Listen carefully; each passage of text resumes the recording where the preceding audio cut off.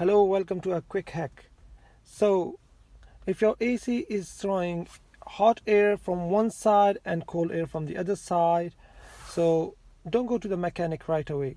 Just do this trick and hopefully it would fix by itself. And let's do it. So you don't press the brake, you start the car by pressing the button like that. Just the ignition. The AC is on, so I'm gonna switch my AC off. And you look for this sign, you look for this button. The AC off, and then you're gonna press this button and the off or on icon button.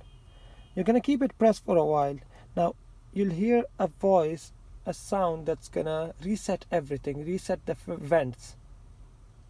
While the mechanic is gonna say, oh, you have to change the vents, you have to change the rotor or the motor or something.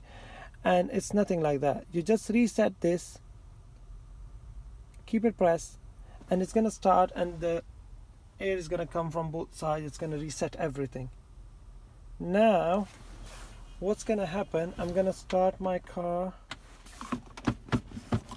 Let's start it. Car started. Put it on full air. Oh, lovely.